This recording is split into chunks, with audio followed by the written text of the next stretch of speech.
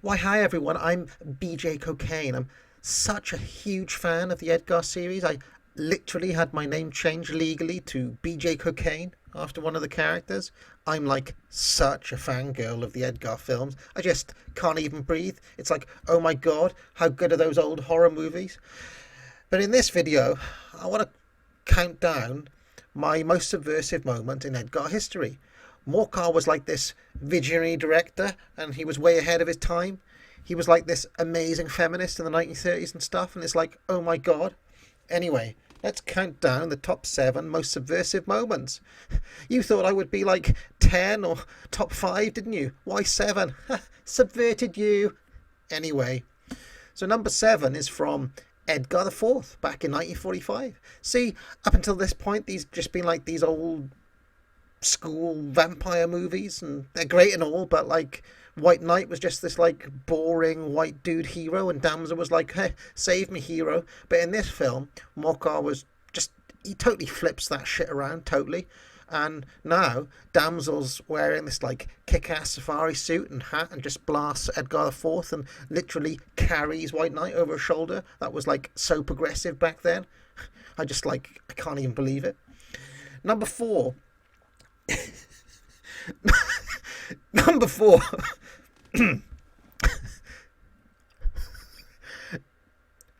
Number 6 is right at the start of Edgar the Fifth.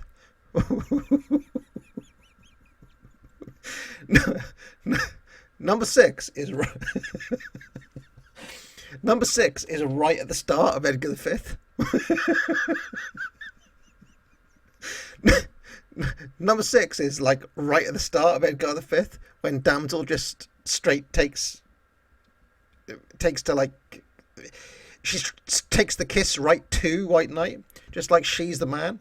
And remember, like, this is the 1950s, and I'm like, wow, that's so empowering. Number 5 is Edgar the Sixth, where you have like this evil priest forcing White Knight to bury himself. That film was made in 1952. People were like so holy and Christian back then, you could probably just be hung for making fun of a priest or some shit. But here Morcar just straight up makes him the villain, and I'm like, whoa, that's so cool. Number 4 is in Edgar the Seventh, when White Knight goes into the corner and then bam, suddenly he's like this massive yellow chicken punching Damsel like straight the fuck out, and I'm like, yo, dude, that's not cool. She's pregnant. Oh my god, these films. Number 3 is Edgar the Eighth, when we first see White Knight dressed as a woman and Damsel as a Nazi. I'm like, yo, dude, what the fuck? So messed up, but also like so daring and ahead of its time, like 1961, and there's this whole like dark cross-dressing thing going on. I'm like, whoa. And then she ends up cheating on him with a man. Number 2 is like this hilarious moment in Edgar the 11th, when Damsel has already killed the villain and she and White Knight go to kiss, and then like bam, out of nowhere she just like straight up like licking his face, and he's like, gross, and I'm like, dude, that's so funny. And then number 1 is also in Edgar the Eighth, where right after the end, when White Knight can't save Damsel, he just makes out with her boyfriend. I'm like, whoa, like a gay kiss in 1961. Man, that's incredible.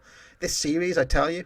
Anyway, you can subscribe to me for more like crazy views on films that I've got, and I'll like see you next time.